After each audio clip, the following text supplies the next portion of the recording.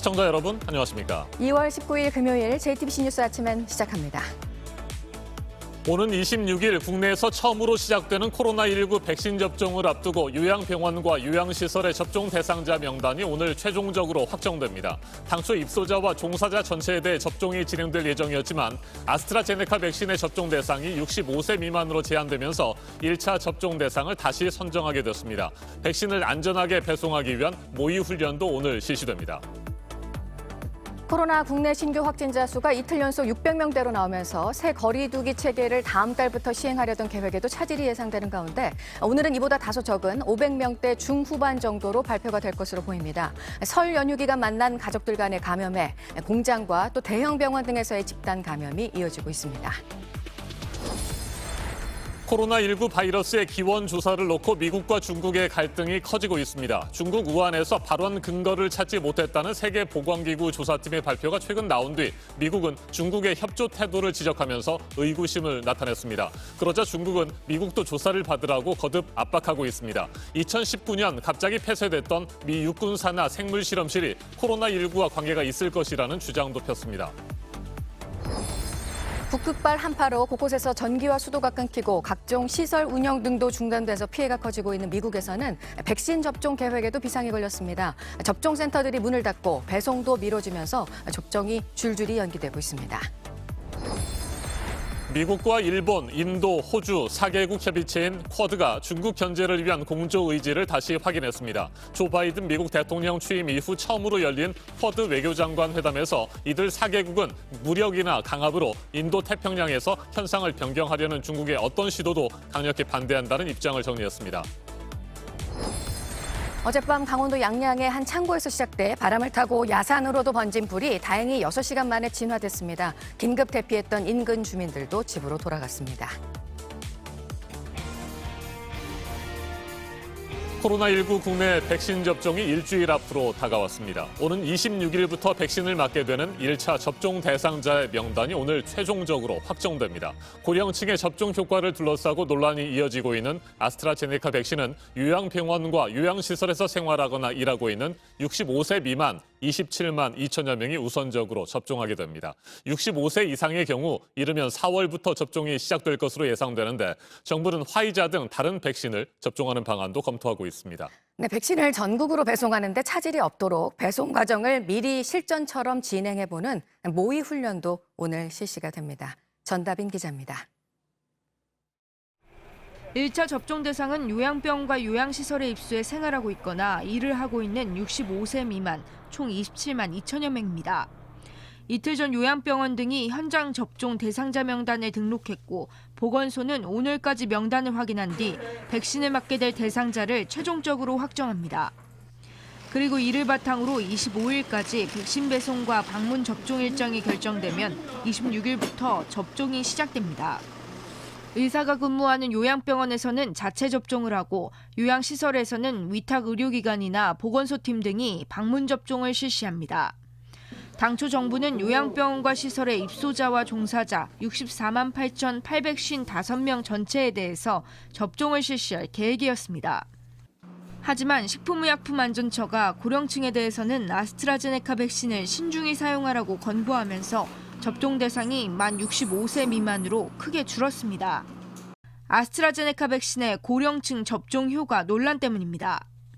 정부는 1차 접종 대상에서 제외된 만 65세 이상에 대해서는 오는 3월 말쯤 접종 여부와 시기를 결정할 방침인데 이르면 4월부터 접종이 이뤄질 것으로 보입니다. 화이자 등 다른 백신을 접종하는 방안도 검토되고 있습니다. 한편 오늘 국방부 주도로 백신을 총 25개 보건소로 배송하는 훈련이 실시됩니다. 제주도와 울릉도 등 섬 지역 배송에도 대비합니다. 기상 악화 상황을 가정해서 배 대신 군 수송기가 투입됩니다. 백신은 24일 안동에 위치한 아스트라제네카 백신 제조 공장에서 출고됩니다. 이후 경기도 이천 물류센터를 거쳐 전국의 보건소로 배송됩니다. JTBC 전다빈입니다.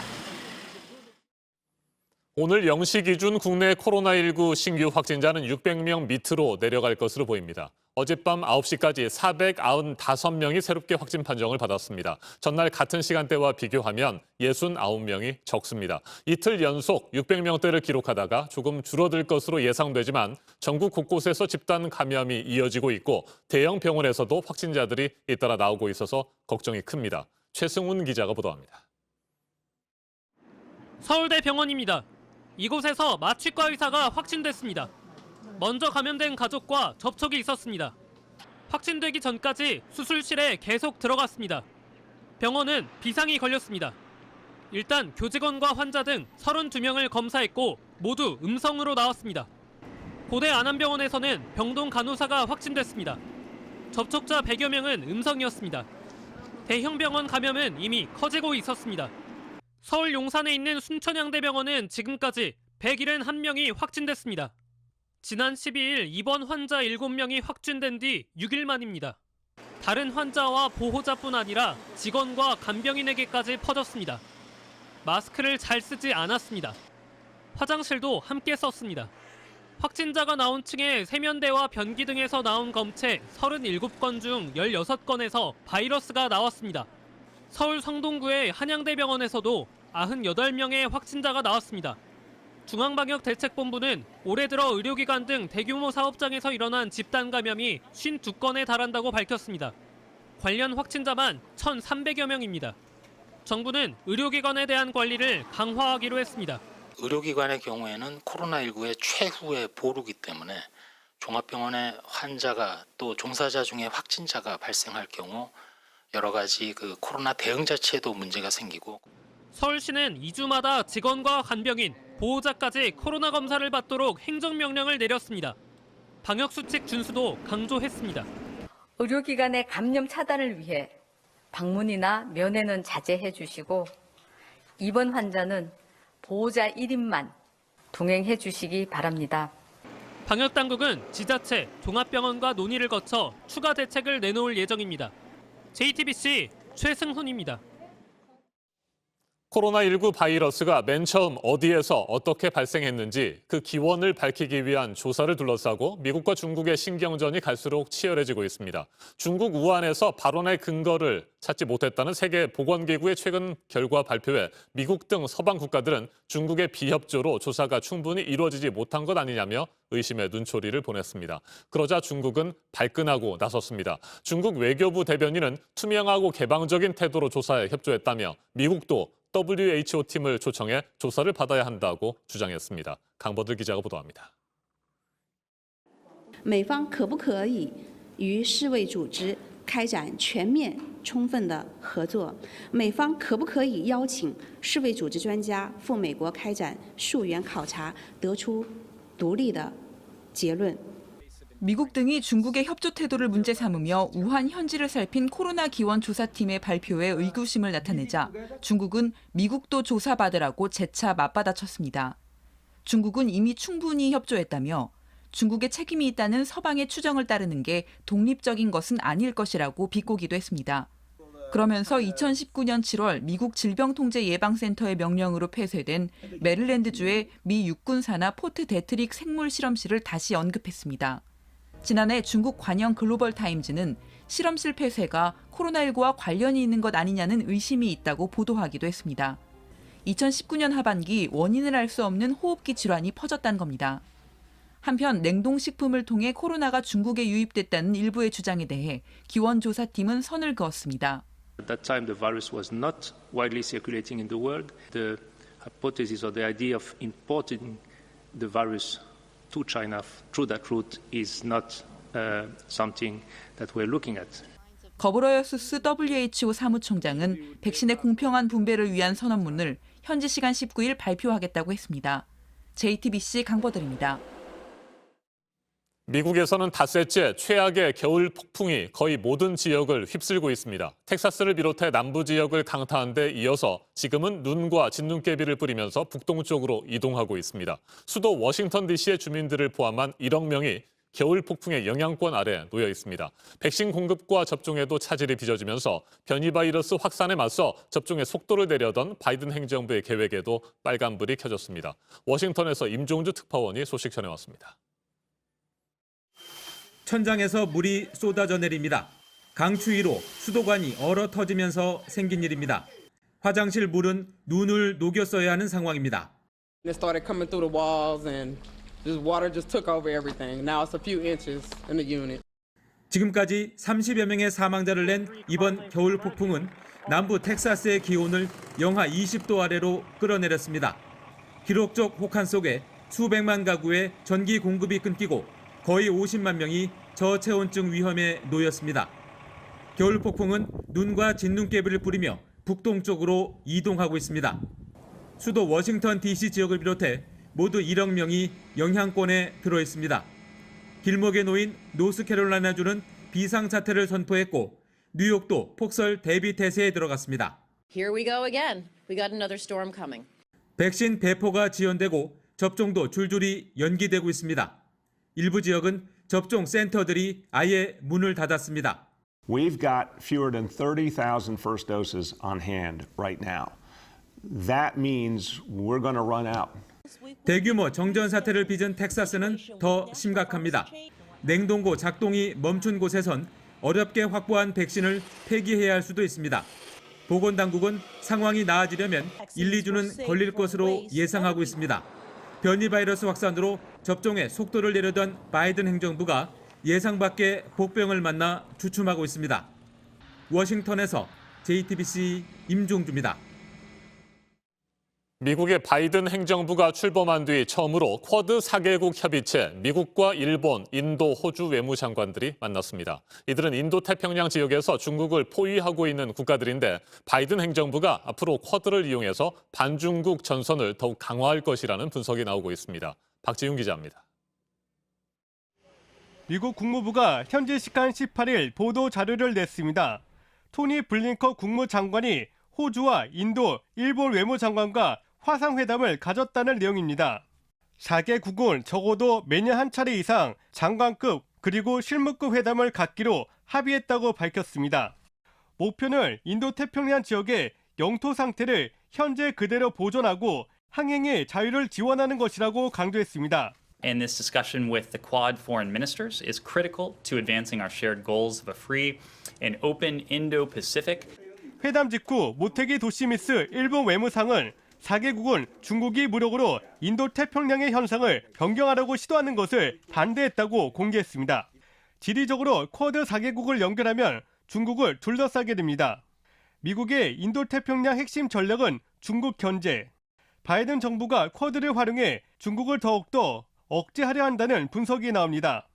하지만 일본과 인도, 호주 모두 중국과 경제적으로 밀접한 나라들입니다.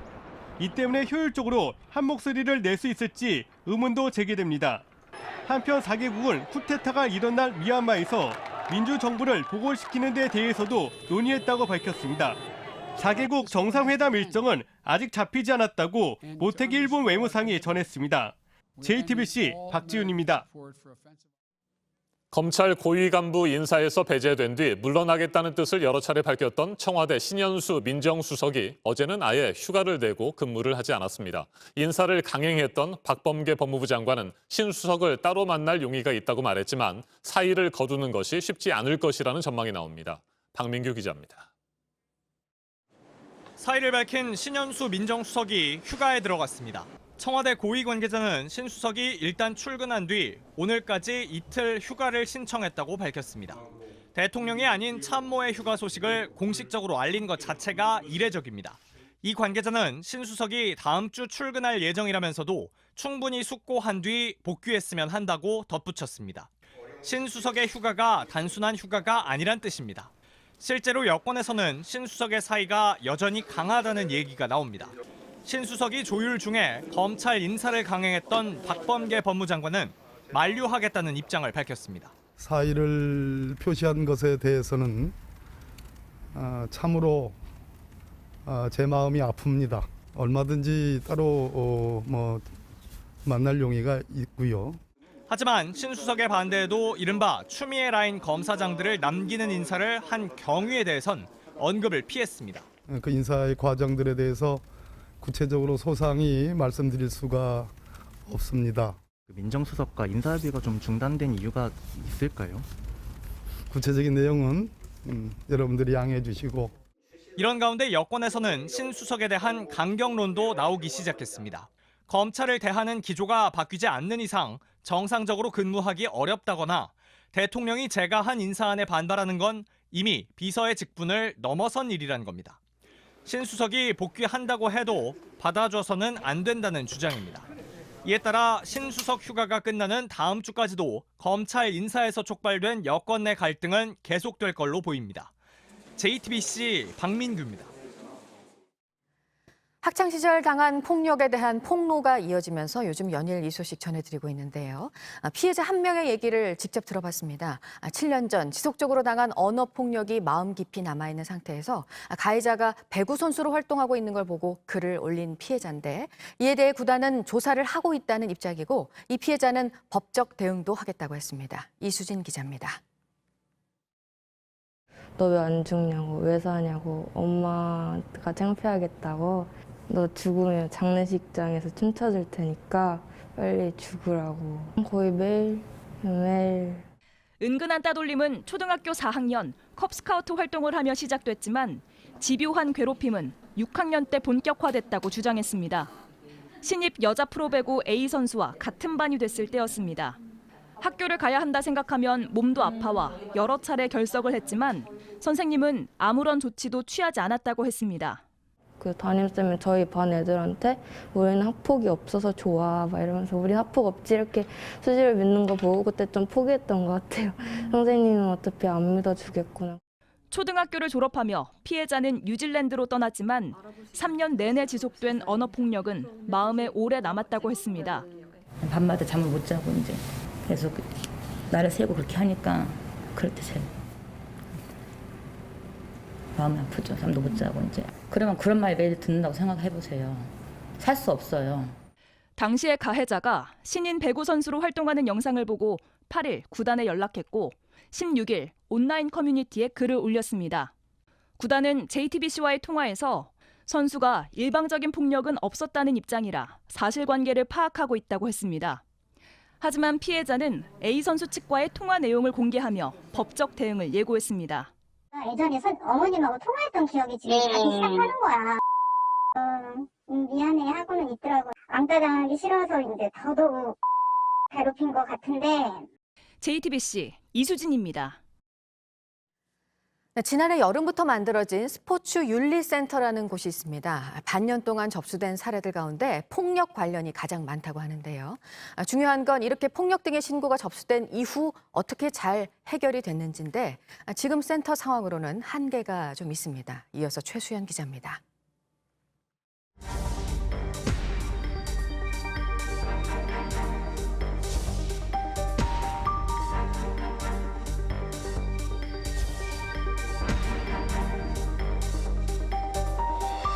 스포츠 윤리센터에 접수된 학폭 사례들입니다. 센터는 지난해 8월 빙상계 성폭력 사건을 계기로 설립됐습니다. 설립된 지 6개월 만에 들어온 상담 신고 건수는 500건에 달합니다. 폭력만 70건, 성폭력도 20건이 넘습니다. 팀을 사유화하거나 공금을 횡령하고 승부를 조작한 사례들도 접수됐지만 가장 많았던 건 역시 폭력이었습니다. 이렇게 접수가 몰리는데 센터가 그동안 처리한 건 25건뿐. 수사 의뢰는 그중에서도 한 건에 그쳤습니다. 처리가 늦다는 지적이 나오자 신임 장관도 센터를 찾았습니다. 조사 역량이 부족한 건지, 선수들에게 신뢰를 받지 못하고 있는 건지 이런 것들을 좀 꼼꼼히 살펴볼 필요가 있고. 센터 측은 인력난을 이유로 댑니다. 너무 초기이다 보니까 시간이 걸리는 부분도 있고 조사 인력이 좀 부족한 부분이 있어서. 현재 센터의 정규 조사관은 10명 남짓입니다. 이들 한 명이 당장 맡고 있는 사건이 10건 이상씩입니다. 이런 가운데 배구계에서 과거 학폭 미투가 시작된 뒤로 비슷한 상담 사례가 더 늘고 있어 우려가 큽니다. 체육계 인권보호를 위한 이른바 최숙현법이 시행돼 센터의 조사 권한도 강화되지만 현재로서는 권한이 세져도 다 행사하기 힘들다는 평가가 나옵니다. JTBC 최수연입니다. 상황이 이렇다 보니 연맹에서 또 정부에서 대책들을 잇따라 내놓고 있죠. 서울시교육청도 학교폭력 가해자로 조치를 받으면 대회 등에 참가하지 못하도록 하고 체육 특기자 자격도 박탈하겠다고 했는데요. 하지만 이런 대책이 나올 때마다 늘 따라 나오는 얘기가 진학 위주의 경쟁을 줄이는 더 근본적인 해결책이 필요하다는 겁니다. 이상화 기자입니다. 초중고 학생 선수는 약 6만여 명입니다. 이 가운데 폭력을 경험했다는 선수는 2만여 명이나 됩니다. 3명 중 1명은 피해의 기억이 있다는 겁니다. 성폭력과 신체, 언어폭력이 모두 포함됩니다. 여러 번 대책이 나왔지만 부족했습니다. 교육 현장에서는 이미 벌써 체벌과 천지가 없어진 지 20년이 됐어요. 하더라도 강력하게 처벌받는데 학교 운동부 체육 분야에서는 이게 근절되지 않고 있어서 학연, 지형 등으로 얽힌 폐쇄적인 문화, 그리고 일부 선수나 지도자가 막강한 힘을 갖고 있는 것도 한몫했습니다. 이번에도 뒤늦게 대책이 나왔습니다. 먼저 폭력 가해 학생은 운동부 활동을 제한합니다. 훈련이나 대회 참가를 하지 못하도록 합니다. 전학이나 퇴학의 처벌을 받았으면 아예 체육 특기자 자격도 박탈합니다. 폭력이 자주 일어났던 기숙사에는 CCTV를 달기로 했습니다. 초등학교와 중학교는 아예 기숙사를 운영하지 못하게 했습니다. 그래서 전국적인 거를 좀 통일된 걸 만들면서 엄정하게 만들겠다. 지도자에 대한 처벌도 강화했습니다. 성희롱을 포함해 성폭력을 하면 무조건 해고합니다. 욕을 하거나 때리면 강도가 약해도 고의가 있을 경우에는 해고할 수 있습니다. 또 교육당국은 폭력이 있으면 반드시 경찰에 아동학대로 신고하도록 했습니다. 학교 내에서 끝나는 게 아니라 형사처벌도 같이 받게 하겠다는 겁니다. 학부모가 피해자의 진학 때문에 처벌을 원치 않는다고 해도 강하게 처벌하기로 했습니다. 전문가들은 실적과 진학 위주의 경쟁을 줄이는 것이 근본적인 해결책이 될 수 있다고 지적했습니다. JTBC 이상화입니다. 이번에는 오늘 아침 체크해봐야 할 뉴스들을 분야별로 살펴보겠습니다. 먼저 정치 분야입니다. 어제 국회 외교통일위원회 전체 회의에 출석한 정의용 외교부 장관이 한미 방위비 분담금 협상에 대해 조만간 타결될 것으로 예상한다고 밝혔습니다. 최근 미국 CNN 방송이 한미 양국이 입장차를 좁히고 있다면서 수주 안에 타결될 것이라고 전한 보도에 대해서는 아직까지 확인해 줄 수 없다고 말했습니다. 김종철 전 대표 성추행 파문 이후 비상대책위원회 체제로 전환한 정의당이 다음 달 23일 새로운 당대표를 선출하기로 했습니다. 후보로는 이정미 전 대표, 윤소화 전 원내대표, 박원석 전 정책위 의장, 여영국 전 의원 등이 거론되고 있습니다. 국회 국토교통위원회가 오늘 법안심사 소위원회를 열고 가덕도 신공항 특별법안에 대해 다시 논의합니다. 신속한 사업 추진을 위해 예비 타당성 조사를 면제하는 특례 조항이 지나친 특혜라는 지적이 제기되면서 지난 17일 회의에서는 합의가 도출되지 못했습니다. 민주당은 원안대로 2월 국회에서 처리하겠다는 방침입니다. 라인펀드 사건을 수사하고 있는 검찰이 금융감독원을 압수수색해서 관련 자료들을 제출받았습니다. 지난해 11월 압수수색 때는 증권사들에 대한 자료를 확보했었고 이번에는 이종필 전 라인 부사장 등의 펀드 불안전 판매와 부실 운영 의혹과 관련한 자료를 수집하기 위한 압수수색이었습니다. 이른바 전월세 금지법이 오늘부터 시행이 되는데요. 분양가 상한제 대상인 수도권 아파트에서 청약에 당첨이 되면 최대 5년을 거주해야 하는 법입니다. 시세보다 낮은 분양가로 발생하는 시세 차익을 노리고 투자를 하는 걸 막기 위한 조치인데 수도권의 전세난이 더 심화될 수 있다는 우려도 나오고 있습니다. 미국의 기록적인 한파, 여파가 다른 나라들에도 줄줄이 미치고 있습니다. 미국산 천연가스에 크게 의존하고 있는 멕시코에서는 전력난으로 기아차를 포함한 글로벌 자동차 업체들의 공장들이 일시적으로 문을 닫았습니다. 다음 주에 다시 가동을 하겠다고는 하고 있는데 천연가스 수급 상태를 봐야 할 상황입니다. 계속해서 사회 분야 뉴스입니다. 버스에서 마스크 착용을 거부하면서 기사와 승객을 때린 60대 남성에게 징역 1년 6개월의 실형이 선고됐습니다. 지난해 8월 운행 중이던 버스에서 기사가 마스크를 똑바로 써달라고 요구하자 기사에게 욕을 하면서 얼굴을 핥히고 말리던 승객까지 때려 재판에 넘겨졌습니다. 서울 강남의 한 백화점 지하 주차장에서 쇼핑을 마친 여성의 뒤를 따라가 차에 올라탄 뒤 여성을 폭행한 40대 남성이 경찰에 붙잡혔습니다. 피해자가 차에서 빠져나와 도움을 요청했고 주변에 있던 시민들이 달아나던 남성을 붙잡아 경찰에 넘겼습니다. 혼자 있는 여성을 골라서 돈을 훔칠 목적으로 범행을 저질렀는데 경찰이 구속영장을 신청했습니다. 어제 오후 강원도 강릉의 안인 화력발전소 건설 현장에서 50대 노동자가 높이 7m의 구조물에서 떨어졌습니다. 머리를 크게 다쳐 병원으로 옮겨졌지만 목숨을 잃었습니다. 이곳에서는 지난 2019년에도 노동자가 머리에 낙석을 맞아 숨지는 사고가 있었습니다. 5억을 기부하면 대종상 영화제 조직위원장 자리를 주겠다고 속여 돈을 받은 혐의에 조근우 전 영화제 사업본부장이 1심에서 징역 3년의 실형을 선고받았습니다. 지난 2015년 재직 당시 피해자에게 이렇게 제안을 하면서 미리 2억 원을 빌리고 갚지 않은 혐의를 받고 있습니다.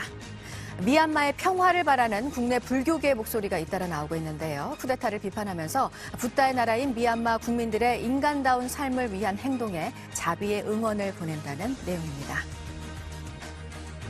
고 최숙현 선수 사망 사건을 계기로 체육계의 인권 보호를 강화하겠다며 만들어진 이른바 최숙현법이 오늘부터 시행이 됩니다. 2차 개정이 된 국민체육진흥법입니다. 인권 침해가 있었으면 즉시 신고를 해야 하고 스포츠윤리센터의 조사권을 강화하는 내용을 담고 있습니다. 문재인 대통령이 오늘 오전 청와대에서 민주당 지도부와 만납니다. 코로나 관련 4차 재난금, 임시국회 주요 법안 처리 문제 등을 두고 논의가 있을 것으로 보입니다. 국민의힘의 서울시장 보궐선거 경선 후보들이 오늘 두 번째 토론을 합니다. 오세훈, 오신환 후보, 나경원, 조은희 후보 각각의 토론이 진행이 되는데 국민의힘은 다음 달 4일에 최종 후보를 뽑습니다. 나흘 전에 별세한 백기환 통일문제연구소 소장의 발인이 오늘 오전으로 예정이 되어 있습니다. 발인 이후 오전 9시부터 서울 대학로 등에서 노제가 진행이 되고 이후 시청 앞 광장에서 연결식이 열립니다. 분야별 뉴스들 체크해드렸습니다. 오늘은 매서운 한파가 물러가고 포근한 봄 날씨가 찾아오겠습니다. 낮에 서울이 영상 9도까지 오르는 등 전국 낮 기온이 영상 10도 안팎으로 온화하겠습니다.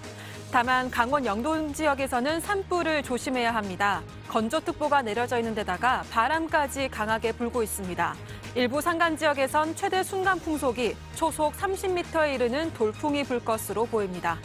주말인 내일과 일요일인 모레는 오늘보다 더 포근하겠습니다. 내일 낮 기온은 서울 13도, 대구 18도로 오늘보다 2도에서 5도가량 높겠습니다. 현재 기온은 서울 영하 7도, 춘천 영하 11도, 광주와 부산 영하 3도로 어제보다 2도에서 5도가량 높지만 전국 곳곳에서 영하권을 보이며 춥습니다. 낮 최고 기온은 서울 9도, 대전과 전주 10도, 대구 13도로 어제보다 8도에서 11도가량 오르면서 평년보다도 높겠습니다.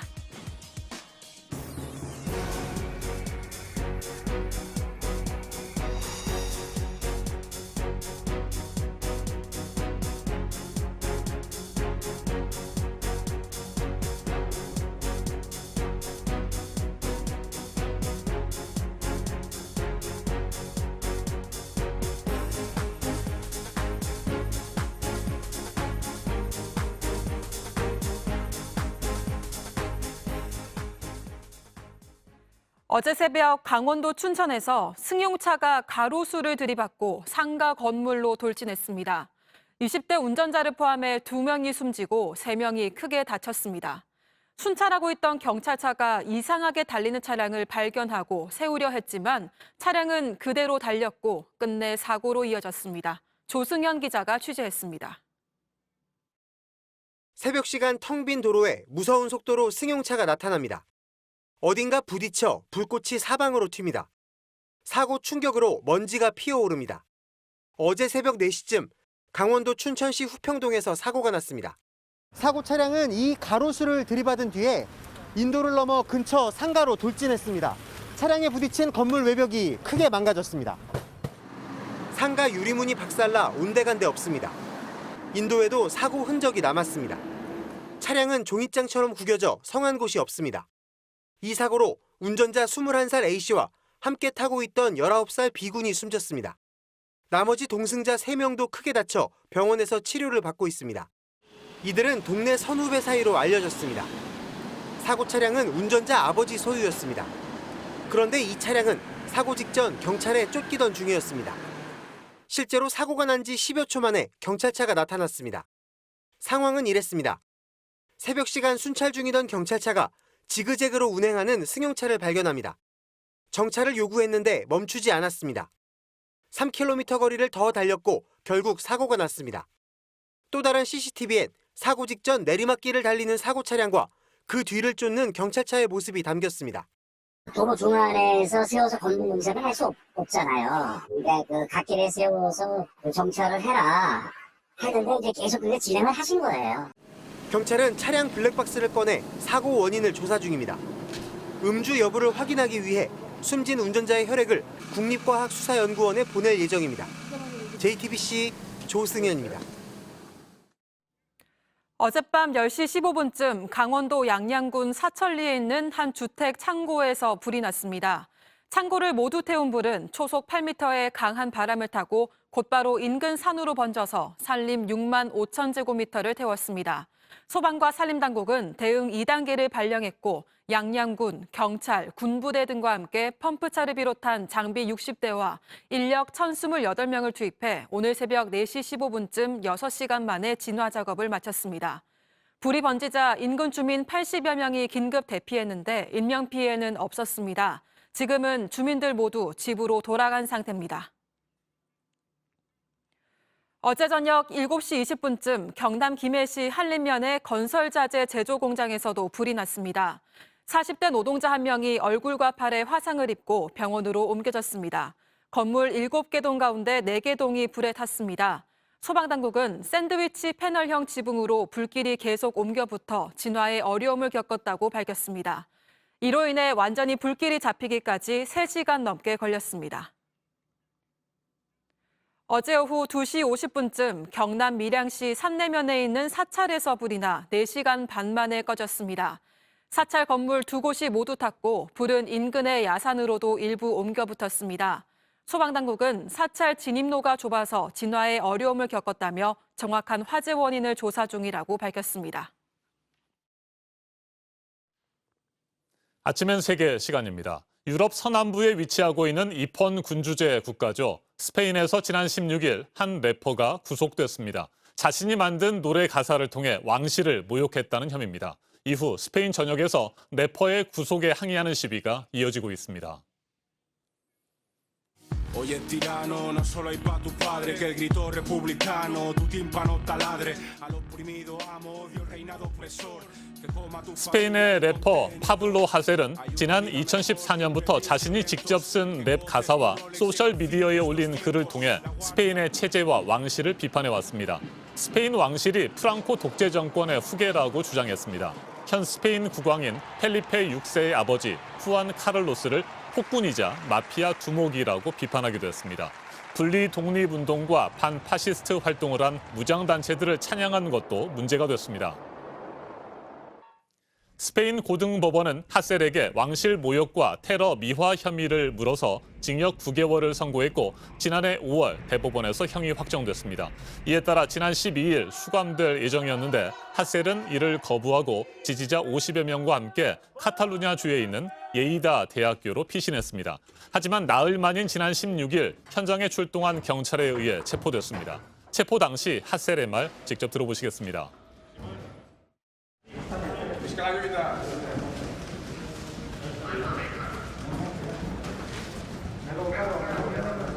Viva la lucha, no nos van a parar nunca. Amnistía total. Venceremos, no nos van a doblegar ni con toda la represión, jamás.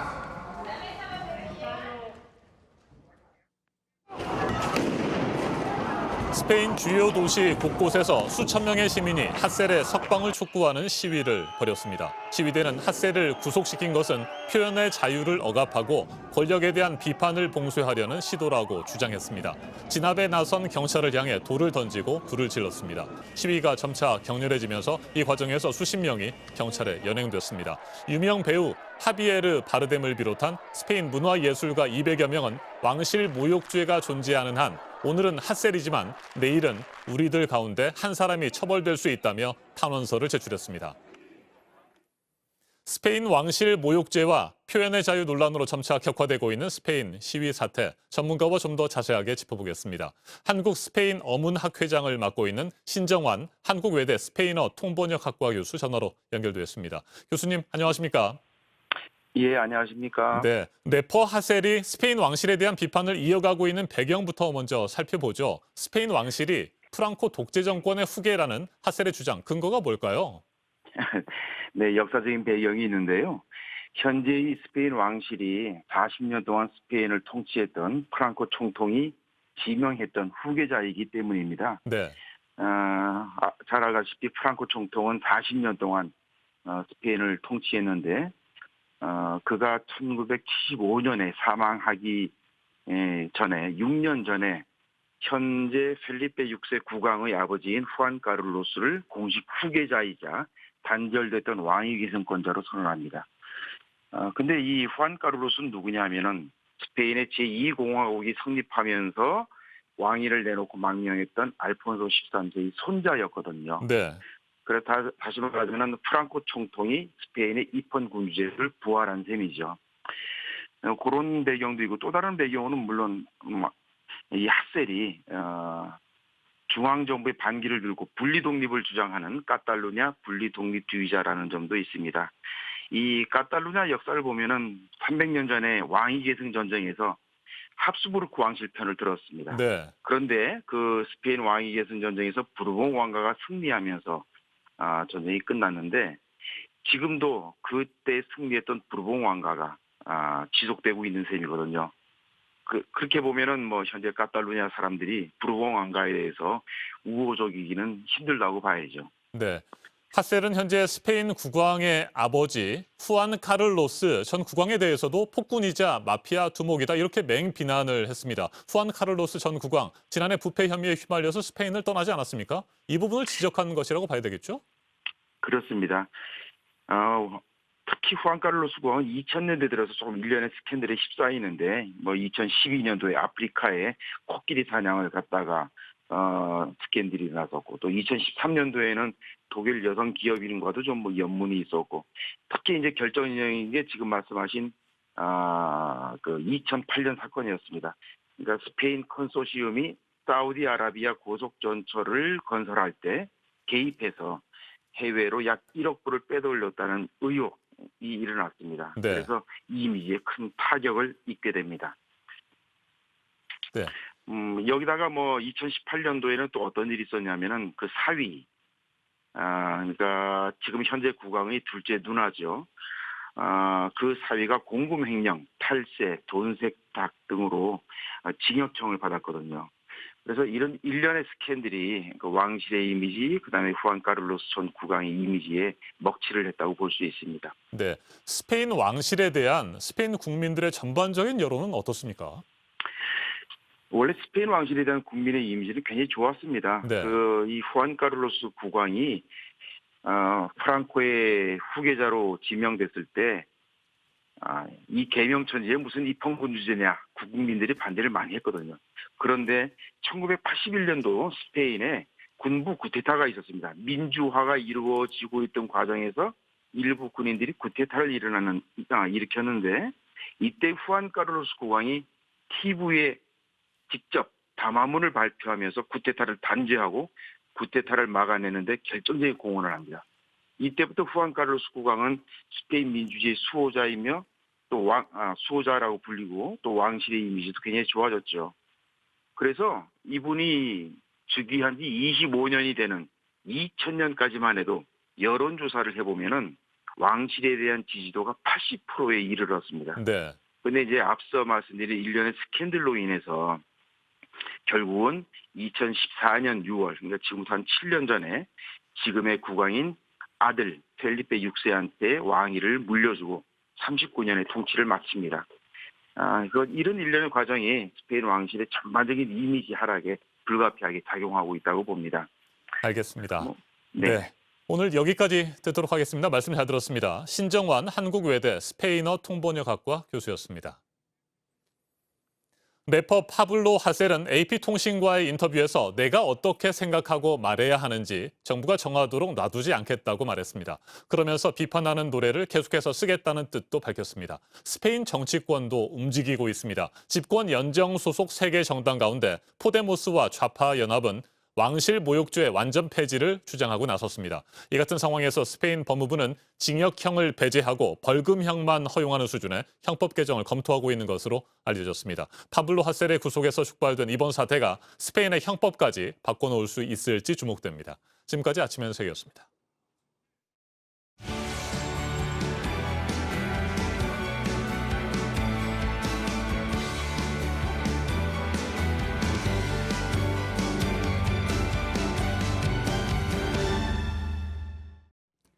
네, 금요일 아침입니다. 8시 10분 지나고 있습니다. 위안부는 매춘부라는 하버드대 램지어 교수 논문이 논문으로서 가치가 있는지 논란이 이어지고 있습니다. 하버드대의 한국과 일본 역사학 분야 권위자인 교수 2명이 이 논문을 신랄하게 비판하는 성명을 냈는데 주장에 직접적인 증거도 없고 당사자들의 진술도 듣지 않았다면서 학문적 진실성을 해친 논문이라고 했습니다. 이지은 기자입니다. 현지 시간 17일자로 하버드대 동료 교수들이 낸 3쪽짜리 성명입니다. 역사학과의 앤드루 고든, 동아시아학과의 카터 에커트, 두 교수 이름이 나란히 올라 있습니다. 미국에서 한 사람은 일본 역사, 다른 한 사람은 한국 역사 연구의 권위자입니다. 이들은 램지어 교수 논문에 대해 학문적 진실성을 해치는 지독히 폭력적인 부분이 있다고 신랄하게 비판했습니다. 우선 한국인 위안부와 가족, 모집책, 위안소가 실제로 맺은 계약서를 참고하지 않았다고 했습니다. 램지어 교수가 논문에 제시한 거라곤 1938년 일본인 위안부가 중국 상하이 위안소에 모집됐을 때 쓴 계약서가 전부라고 했습니다. 한국인 위안부가 쓴 계약서는 보지 않고 일본인 위안부가 쓴 것과 같은 맥락이라고 쉽게 단정했다고 꼬집었습니다. 1938년부터 45년까지 모집된 한국인 위안부 계약서와는 전혀 다르다는 겁니다. 직접적인 증거도 없지만 제3자나 당사자의 진술도 볼 수 없다고 했습니다. 당시 미얀마와 싱가포르 위안소에서 일하던 한국인 직원의 일기장을 인용했지만 이게 과연 신빙성이 있는지도 따져 물었습니다. 일기장 내용이 실제로 일치한지 확인하지도 않았고 한국인 위안부 증언도 듣지 않았다는 겁니다. 두 교수는 수정과 보완이 이루어질 때까지 램지어 논문의 원문을 국제법 경제리뷰 3호로에 싣는 건 보류해야 한다고 학술지에 다시 한번 전달했다고 밝혔습니다. JTBC 이지은입니다. 파장을 일으킨 램지어 교수가 과거에 쓴 글이나 인터뷰 내용까지도 또 논란을 일으키고 있는데요. 역사 왜곡이라는 지적을 받고 있는 게 위안부 문제뿐만이 아닙니다. 일본 전범 기업들의 강제징용에 대해서도 그렇습니다. 정재훈 기자입니다. 2019년 1월 램지어 하버드대 교수가 일본의 한 언론 매체와 한 인터뷰 기사입니다. 일본 전범 기업들이 강제징용 피해자들에게 배상해야 한다는 우리 대법원의 2018년 판결에 대해 기자가 묻자 한국 법원에서 무슨 일이 일어나고 있는 건지 모르겠다고 말을 뗐습니다. 그러면서 한국 정부가 수십 년 전에 일본과 조약을 맺고 이런 주장을 다 청산하기로 했던 걸로 안다고 말했습니다. 법원이 이렇게 오래전에 일어난 일을 다룰 수 있는 거냐는 질문은 70년도 넘은 일인데 미쓰비시가 돈을 안 줬다, 강제로 공장에서 일했다고 주장하고 있다며 기록도 없다, 대부분의 공장 직원들은 이미 죽었다고 답합니다. 그러면서 일본 공장에서 일했던 사람들은 우리가 불쌍히 여기지 않아도 된다며 미쓰비시 공장으로 보내졌던 사람들은 행운이었다고까지 합니다. 한국의 강제징용 판결이 말도 안 된다는 취지로 설명한 겁니다. 위안부 문제와 관련해서도 제국의 위안부를 쓴 박유아 세종대 교수가 유죄 판결을 받은 사례 등을 언급하며 이해가 안 간다, 대체 한국 사법부 왜 이러냐고 깎아내렸습니다.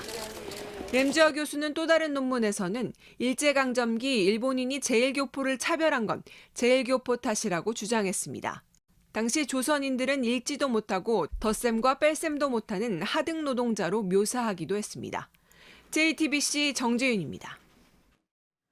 인터넷에서 팔리는 더치커피 제품들을 식약처가 조사를 했는데 7개 제품에서 기준치를 넘는 세균이 나왔습니다. 기준치에 14,000배가 넘는 세균이 검출된 제품도 있었는데 작업장 모습에서 그 이유를 볼 수가 있었습니다. 이희령 기자입니다.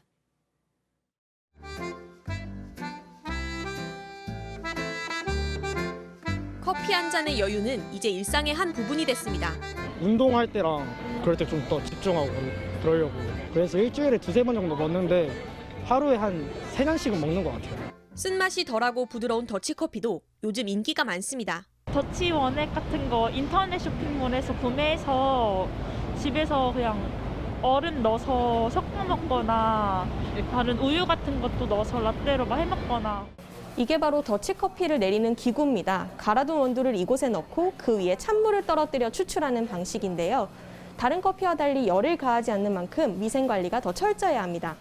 실제로는 어떨까? 식약처가 온라인에서 팔리는 더치커피 제품 39개를 검사했습니다.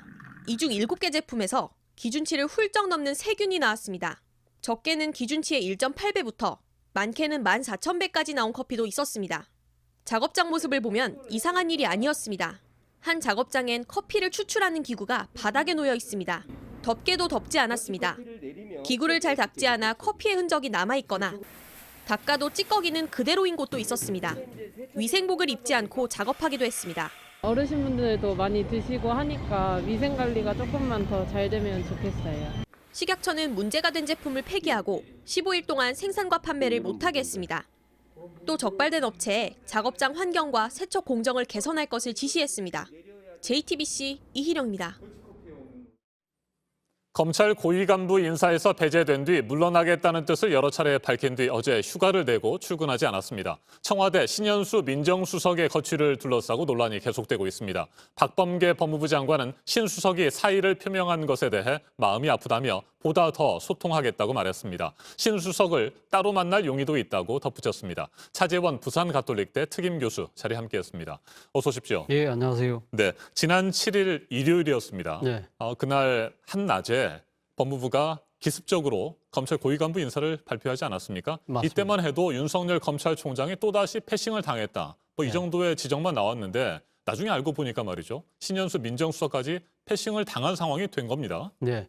사실 지금 그 검찰 인사에 대해서는 청와대 민정수석이 법무부 장관의 의견을 그러니까 취합을 해서 대통령에게 보고해서 이 재가를 받는 것이 일상적인 관례였는데 네. 이것이 이번에 생략됐다는 것이 지금 이 흘러나오고 있는 갈등의 배경이거든요. 청와대 업무 프로세스를 지키지 않은 겁니다. 지키지 않은 것이라고 지금 이야기는 합니다만 그러나 어제 그 박범계 법무부 장관은 기자들과의 그 간담회에서 뭐라고 이야기를 했냐면 법률상으로 인사권자는 대통령이고 재청권자는 장관이고 검찰총장은 의견만 낸다. 자, 그렇게 이야기하면서 민정수석이 이야기는 하지 않았어요. 그러니까 법률상으로는 사실상 그것이 그러니까 청와대 업무 프로세스는 있다고 하더라도 이 검찰 인사에 있어서 이 법률상으로는 하자가 없다는 이야기를 분명히 한 것이죠. 네. 그렇기 때문에 앞서 우리 앵커께서 말씀하셨듯이 어제 박범계 장관이 신현수 수석에 대한 상당히 마음이 아프고 안타깝다고 이야기를 하면서 그 신 수석에 대한 나름대로 달래기식의 발언을 했지만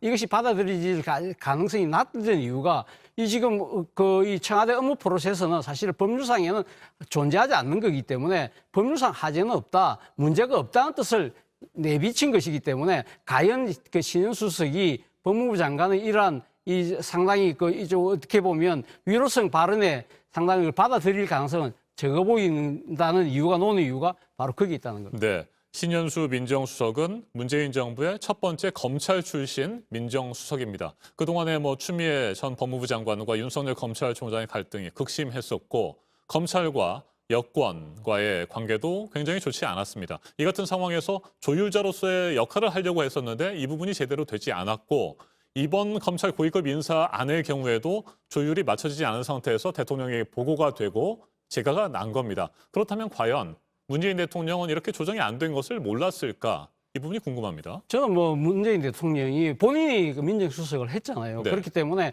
민정수석과의 조율이라는 그 자체도 상당히 중요시 여기겠지만 그러나 대통령이 인사권자로서 이걸 재가를 했다는 의미는 법무부 장관이 만들어온 이 검찰 개혁, 그러니까 인사안에 대해서 기본적으로 동의를 했다는 것이 아마 그러니까 더 중요한 의미가 있지 않나 하는 생각이 듭니다. 지금 사실 앞서 업무 프로세스상으로는 민정수석의 이 중간 이 보고 절차를 거쳐서 가는 것이 맞긴 하지만 그러나 민정수석과의 조율보다 더 중요한 것은 검찰의 그 인사 내용 자체가 대통령이 갖고 있는 검찰개혁에 대한 의지하고 부합하느냐 안 하느냐 이 부분이거든요. 그것은 제가 했다는 이야기는 대통령의 뜻과 상당히 부합하다고 생각했다는 부분이기 때문에 사실은 신현수 수석이 사의를 낸 이유도 바로 그건 것 같아요. 지금 대통령의 법무참모로서 자신이 갖고 있는 생각과 대통령의 생각이 다르다고 한다면 이 부분에 대해서 서로 부딪힌다고 한다면 그 결국 물러날 사람은 대통령 참모가 물러나야 되는 것이 맞는 것이 아닐까라는 생각에서 본인이 사의를 표한 것이고요. 대통령이 지금 사의를 반려했음에도 불구하고 사표까지 또 냈다고 한다는 그 자체는 아무래도 자신의 소신과 신념과 맞지 않는 그러한 상황에서 일은 하기 힘들다는 의미를 이야기하고 있는 것이 아닐까라는 생각이 듭니다. 네, 신현수 민정수석이 검찰 출신으로 첫 수석이 됐을 때만 해도 이제 검찰과 법무부 또 정권과의 관계가 조금 유연해지지 않겠느냐, 부드러워지지 않겠느냐 이런 기대들이 나왔습니다만 결국 그렇게 되지 못하고 이렇게 뭐 파국으로 치달은 것은 결국 검찰 개혁을 좀 더 강하게 밀어붙이겠다. 뭐 이런 여권의 강경파들의 의견이 반영된 결과라고 봐야 됩니까? 일단 뭐 그렇게 외형상으로 보입니다만 뭐 대통령 입장에서는 사실 그 이번 그 검사장 인사에 대해서 나름대로 본인이 갖고 있는 검찰 개혁의 방향하고 상당히 앞서도 이야기했던 대로 부합한다고 생각을 하고 있는 것 같아요. 그렇기 때문에 신현수 수석이 일단은 본인의 소신과 조금 다르다 하더라도 이번 한 번만 좀 이렇게 좀 양해를 해준다고 한다면 나름대로 지금 신현수 수석을 발탁했던 생각이 나름대로 이 검찰과의 여러 가지 갈등을 희석화시키고 무마하고 나름대로 포용적인 자세로 국정을 운영하겠다는 그 기조 자체를 저는 포기했다고 보기는 힘들지 않을까 생각이 들어요. 그렇기 때문에 신현수 수석에 대해서 계속적으로 지금 이 사의를 반려하고 같이 하자는 이야기를 하고 있는 것이 아닐까 하는 생각이 듭니다. 그렇기 때문에 앞으로 지금 검찰과의 갈등이 그러니까 법무부 차원을 넘어서 청와대까지 번지는 것에 대해서는 대통령도 바라지는 않을 것 같아요. 그렇다고 해서 그 부분 때문에 그럼 자신의 그 검찰의 개혁에 대한 의지까지 다 접을 수는 없는 것이라는 것이죠.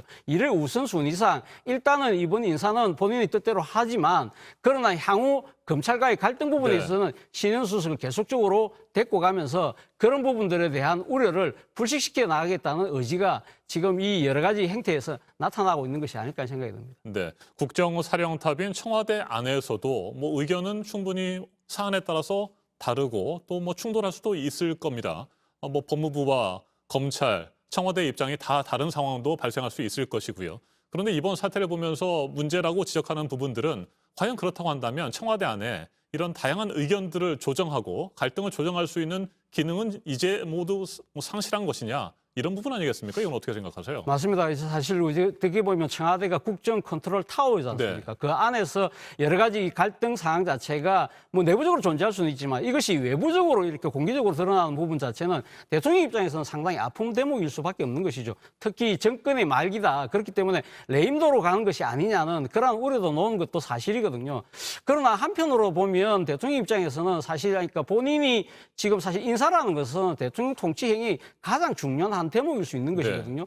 그렇기 때문에 그런 부분들에 대해서 자신의 의지를 분명히 하고 이 과정에서 불거진 여러 가지 문제들에 대해서 지금 법무참모가 지금 이렇게 반발하고 있는 상황이라고 한다면 앞서도 제가 말씀드린 대로 앞으로 향후 검찰과의 관계를 고려를 해서 법무참모를 계속 설득하고 데려간다는 생각이 더 우선적이긴 하지만 그러나 결국은 본인의 소신과 신념에 맞지 않는 참모가 반발할 경우에는 저는 그 사표를 빨리 받아들이는 것도 하나의 방법이지 않을까 하는 생각이 듭니다. 계속적으로 이런 갈등 자체가 지연될 경우에는 앞서 앵커께서 말씀하신 대로 이 지금 상당히 국정 장악 자체도 문제가 있고 대통령이 지금 본격적인 레임덕 들어가는 것이 아닐까라는 우려가 계속적으로 생겨날 수밖에 없다는 것이죠. 그렇다고 한다면 차라리 아름답게 갈라서는 것도 하나의 방법이지 않을까. 그럼 뭐 결국은 대통령이 지금 모든 책임을 지고 갈 수밖에 없는 상황이라고 한다면 그 대목까지도 대통령이 책임을 지고 가는 것이 저는 맞다는 생각이 듭니다. 네, 신 수석의 사의를 수리하고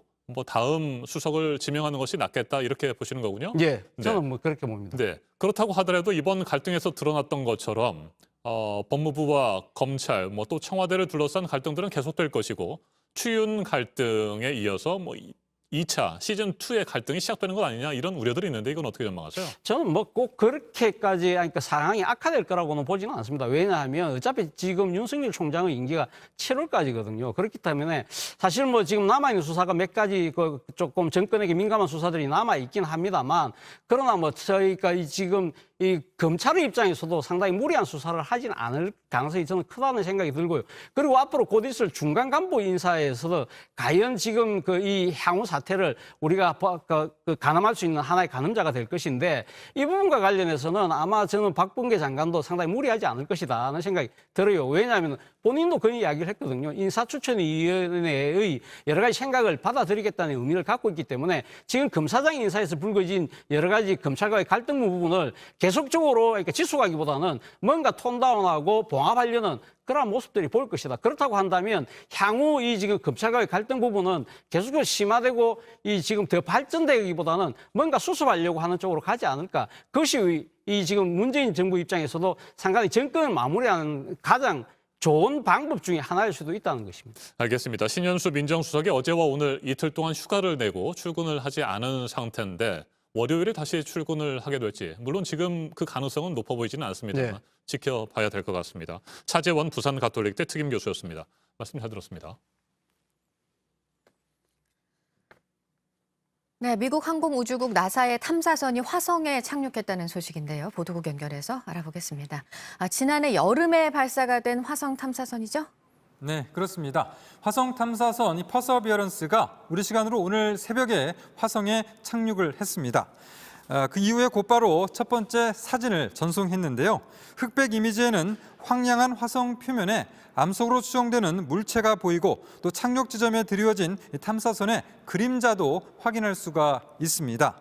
우리말로 인내심이라는 뜻인 이 퍼서비어런스는 지난해 7월 30일에 발사돼 약 7개월을 비행해 화성에 도달했습니다. 탐사선이 착륙한 예제로 분화구는 30억 년 전에 물이 흘렀던 삼각지인 것으로 추정이 되며 미생물 흔적을 발견할 수 있을 것으로 기대되는 곳입니다. 네, 그 코로나 백신과 관련해서 전 세계 곳곳에서 또 여러 일들이 빚어지고 있습니다. 멕시코에서는 이 가짜 백신을 판 사람들이 복잡했다고요? 네, 이 멕시코 정부가 몬테레이 외곽의 한 의료기관에서 가짜 백신 접종이 이뤄지던 현장을 덮쳐서 6명을 체포했습니다. 이곳에선 미국 화이자와 독일 바이오엔테크가 공동 개발한 백신을 놓아준다고 했지만 가짜였습니다. 초저온 보관도 이뤄지지 않고 있었습니다. 가짜 백신은 1회 접종당 우리 돈 약 6만 원에서 최대 220만 원까지 거래됐습니다. 멕시코는 지난해 12월부터 의료진에게 화이자 백신을 투여하고 있었는데요. 멕시코 방역 전문가들은 범죄 조직이 백신을 훔치거나 또 가짜 백신을 제조하는 것에 대해서 우려를 하고 있었습니다. 지금까지 아침 현지금 JTBC 이재승입니다. 영화 미나리에서 배우 윤여정 씨뿐만 아니라 딸이자 엄마 그리고 아내인 모니카를 섬세하게 그려낸 한예리 씨도 현지에서 주목받고 있습니다. 아카데미상의 깜짝 후보가 될 수 있다는 전망까지 나오는데 작품 뒷이야기를 직접 풀어놓았습니다. 최하은 기자입니다.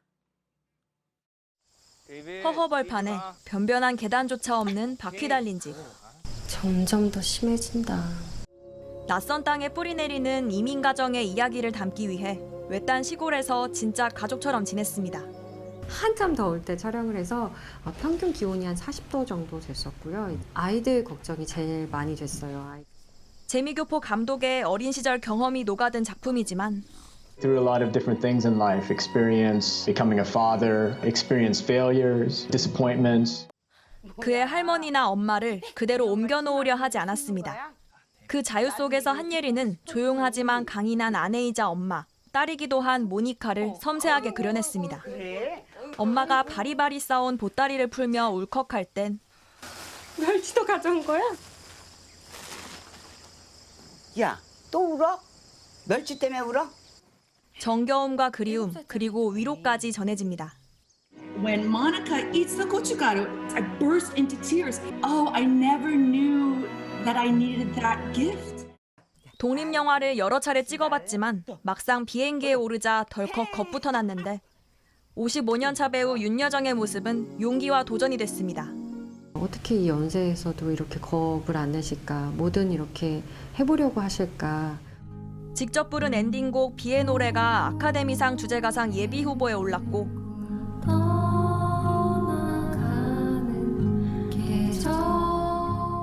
한예리가 오스카의 깜짝 후보가 될 수 있다는 현지 예측도 쏟아지지만 그저 손사래만 칩니다. 다만 영화 자랑만큼은 빼놓지 않았습니다. 많은 희생과 고통도 따르고 하지만 어떤 순간순간 굉장히 아름다운 지점들이 있다고 생각하거든요. 미나리는 그런 부분을 잘 보여주는 영화라고 생각합니다. JTBC 최하은입니다. 오늘은 전국이 대체로 맑겠고 낮 기온이 크게 오르면서 한동안 추웠던 날씨가 풀리겠습니다. 다만 건조경보가 내려진 강원 영동 지역에서는 돌풍까지 불면서 산불 위험이 커 주의해야 합니다. 낮 기온은 서울 9도, 대전과 전주 10도, 대구 13도로 어제보다 8도에서 11도가량 높겠습니다. 주말인 내일과 일요일인 모레는 오늘보다 기온이 더 오르면서 포근한 봄 날씨가 펼쳐지겠습니다. 아침엔 뉴스워치, 오늘 하루 관심을 가지고 지켜봐야 할, 기억해야 할 뉴스 끝으로 정리해드립니다. 오는 26일 국내에서 처음으로 시작되는 코로나19 백신 접종을 일주일 앞두고 요양병원과 요양시설의 접종 대상자 명단이 오늘 최종적으로 확정됩니다. 당초 입소자와 종사자 전체에 대해 접종이 진행될 예정이었지만 아스트라제네카 백신의 접종 대상이 65세 미만으로 제한되면서 1차 접종 대상을 다시 선정하게 됐습니다. 백신을 안전하게 배송하기 위한 모의 훈련도 오늘 실시됩니다. 설 연휴 기간 만난 가족들 간의 감염이 이어지고 공장과 또 대형 병원 등에서의 집단 감염이 잇따르면서 이틀 연속 600명대의 신규 확진자가 나와 재확산 우려가 커지고 있습니다. 오늘은 이보다 적은 500명대 중후반의 확진자가 발표될 것으로 보입니다. 코로나19 바이러스의 기원 조사를 놓고 미국과 중국의 갈등이 커지고 있습니다. 중국 우한에서 발원 근거를 찾지 못했다는 세계보건기구 조사팀의 발표가 최근 나온 뒤 미국은 중국의 협조 태도를 지적하면서 의구심을 나타냈습니다. 그러자 중국은 미국도 조사를 받으라고 거듭 압박하고 있습니다. 2019년 갑자기 폐쇄됐던 미 육군 산하 생물 실험실이 코로나19와 관계가 있을 것이라는 주장도 제기했습니다. 토트넘 손흥민 선수가 유로파리그 경기에서 시즌 18호 골을 넣었습니다. 한 시즌 최다 공격 포인트 기록도 새로 썼습니다. 팀은 볼프스베르거에 4대1 완승을 했습니다. 오늘 전해드린 소식은 여기까지입니다. 이상으로 JTBC 뉴스 아침엔 금요일 순서 모두 마치겠습니다. 건강한 주말 보내시기 바랍니다. 고맙습니다.